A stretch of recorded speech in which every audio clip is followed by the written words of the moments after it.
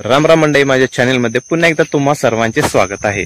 तर आज काय झालं माहिती का, मला हा विषय कुठून आठवला, वृक्षारोपण का करावे ह्यावर। तर मला विषय याच्यावर आठवला की आज आमच्याकडे झाला पाऊस। ओके, पाऊस झाला खरा, पण पावसामुळे काय झालंय की पाऊस कधी पण येतोय, निसर्ग सगळं असमतोल झालंय। आधी कसं व्हायचं, उन्हाळ्यात ऊन असायचं, पावसाळ्यात पाऊस असायचा, हिवाळ्यात गार लागायचं। आता सगळं असमतोल झालंय। ते कशामुळे झालंय, तर ते झालंय वृक्ष आपण वाढवत नाही, त्याची निगा राखत नाही। वृक्ष कापतात जास्त लोक, वृक्ष कापतात जास्त लोक। तर ते वृक्ष तोड आपण थांबवली पाहिजे। आपण आपल्यापासूनच सुरुवात का करत नाही, आपणच तोडायचं नाही आणि दुसऱ्यांनाही तोडू द्यायचं नाही। तर हे आपण केलंच पाहिजे, कारण की तुम्ही बघा की असं प्रखर ऊन आहे आणि तिथेच मध्येच एक झाड आहे। तर त्या झाडाची सावली, त्या प्रखर उन्हात जर तुम्ही असला आणि तुम्ही फक्त त्या झाडाच्या सावलीत येऊन बसले ना, तर ते झाड सावली अशी देतं की तुम्ही आरामात तिथे झोपू शकता। तुम्हाला झाड अत्यंत सुंदर अशी सावली देते। तुम्ही तर बघितलंच असेल ना, उन्हात काम करा आणि सावलीत जाऊन बसा, देते ना ती सावली, देते ना सगळ्यांना। तर सगळ्यांना जशी ती सावली देते, तशी आपण सगळ्यांनी पण त्याची काळजी घेण्यासाठी काहीतरी केलं पाहिजे ना।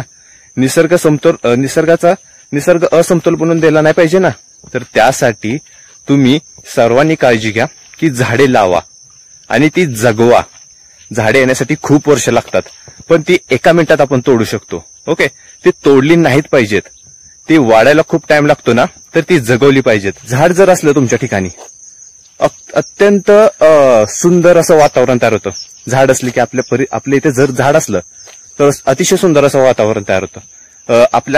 आम्ही गावात राहतो, शहरात जाऊन बघा, शहराच्या रस्ते जे असतात त्या रस्त्याच्या कडेने बघा, तर त्या रस्ते तयार करण्यासाठी तिथे झाडे तोडलेली आहेत।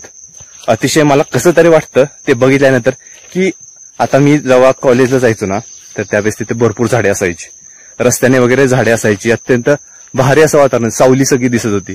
पण आता काय झालंय, ती रस्ते जसं झालेत चांगले, हायवे वगैरे सगळं चांगलं झालं, पण ते वृक्ष जे तोडले आहेत ना, तर त्यामुळे मला कसं तरी वाटतंय, कारण की सगळी सावली हिरावून घेतली। कधी ऊन जास्त लागायला लागलं, पाऊस वगैरे जास्त पडायला लागला, तर आपण जिथे थांबू शकतो तिथे आता थांबू शकत नाही। आपल्याला आसरा शोधावा लागतो पावसाळ्यात वगैरे। काय करायचं, तर कुठं थांबायचं, तर कुठं शेड बघ, कुठं काय बघ, कुणाच्या घरात थांब, तर असं आपल्याला बघायला लागतं। आणि हायवेला तुम्हाला माहितच असेल, कोण कुणासाठी थांबत नाही, कोण कुणाला असं घरात घेत नाही।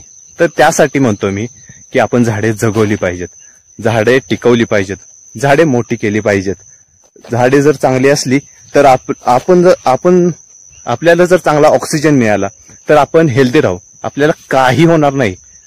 ओके, तर आपल्याला काही होणार नाही। आमच्या गावाकडे बघा, प्रत्येक ठिकाणी तुम्हाला झाडे दिसतील, आणि तुम्ही गावाकडे आले ना, तुम्हाला शहरात जाऊ वाटणार नाही।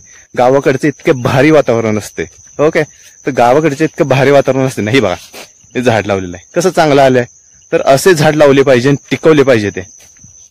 मला आशा आहे की तुम्हाला वृक्ष लागवडीबद्दल आणि वृक्षाची निगा राखण्याबद्दल तुम्हाला या व्हिडिओच्या माध्यमातून तुम्हाला काहीतरी आयडिया आली असेल की आपण झाडे लावली पाहिजेत आणि ती टिकवली पाहिजेत। लावण्यापेक्षा ती टिकवणं महत्वाचं आहे। या व्हिडिओच्या माध्यमातून तुम्हाला हे सांगायचं होतं की तुम्ही पण झाडे लावा आणि झाडे जगवा।